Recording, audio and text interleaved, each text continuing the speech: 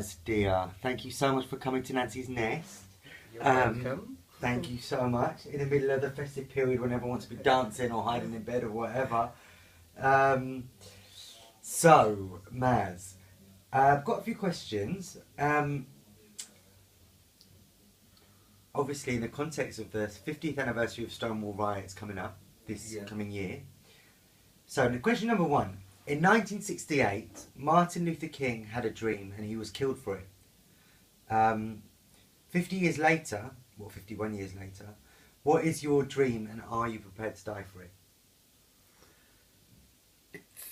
After 50 years, I think still there is so many works needs to be done to change the world in terms of like perception of homosexuality. It's not like really many of the country it's accepted, but it's still like the homophobia is there. So my dream would be to educate the people. That's the only way we can change the perception, wrong perception about the homosexuality around the world.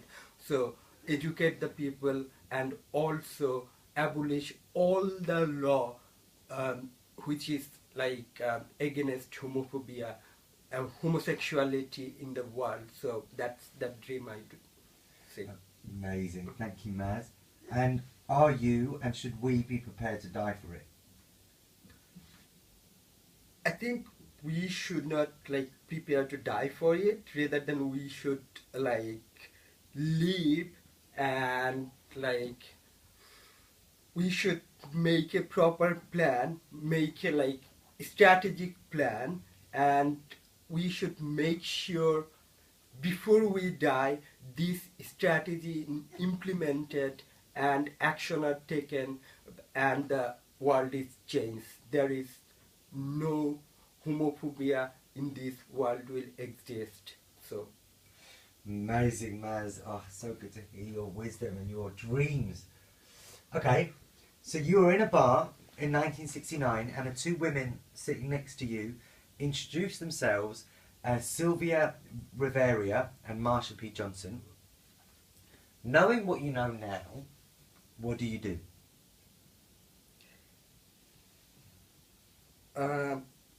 I would like definitely talk to them in terms of our rights and what basically, would you mind like explaining the question again? Sure. Yeah. Yeah, no worries. So this is before the Stonewall riots. Yeah. Before they started it. So knowing everything that you know now about Right now. what that led to over the next 50 years of like pride and the good and the bad and the things we've achieved and the things we still have yet to achieve. Yes. What would you say to them? Because they weren't to know that them throwing the brick at the police would create such an effect. They, you know, did they even know that it would lead to a pride march? And did they know that that would then have pride chapters would be set up in the world? So yeah, it's like, what kind of, if you were to say to them, oh my God, your actions that you're about to do are, does that make sense? Yeah, got it, yeah. So basically, obviously, I'd go and like tell them they're the reason that, and today we are here, we have achieved all these things, it's because of you two. You took the initiative, you are the pathfinder for us.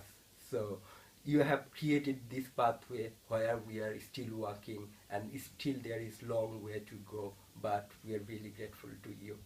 Yeah. Oh, beautiful, Maz.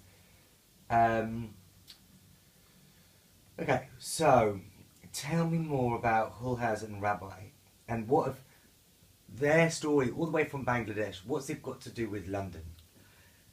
It has lot of things to do with in London. Though the murder took place back in Bangladesh, but why it happened, if we go back, if we dig down the matter. Can you also just say what did happen?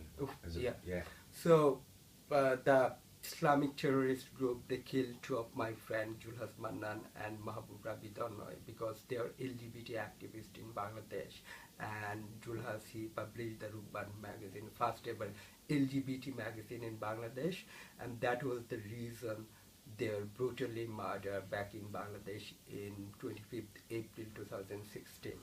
So it has got a like really good link with like in with the entire world.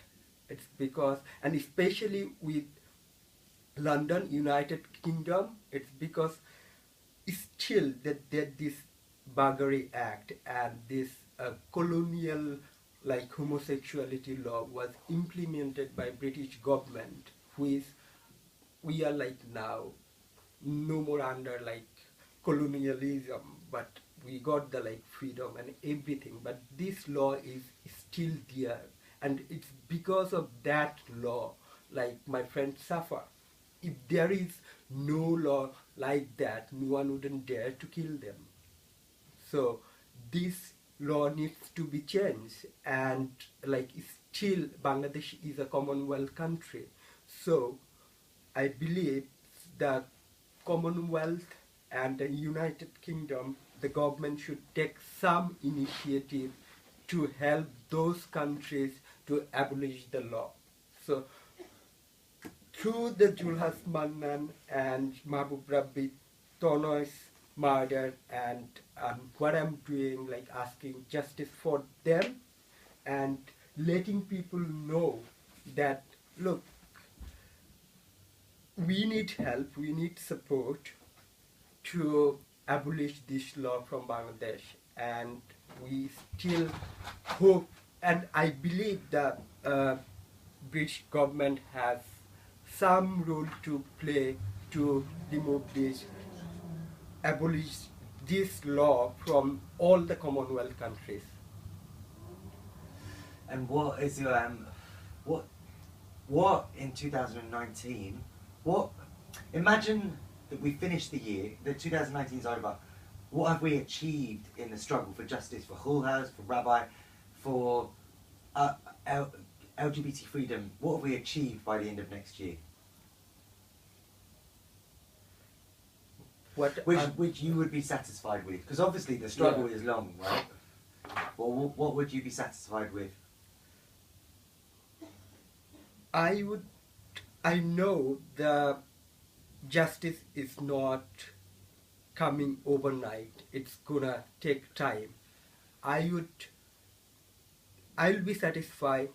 It's not only like Bangladesh, all the Commonwealth countries, also all the international human rights organization, they sort of like raise their voice for asking justice for Julhas and Tonoy, and they sort of like create a small pressure on the government so that the government take more necessary steps to expedite the justice. Thank you. Let me stop it there.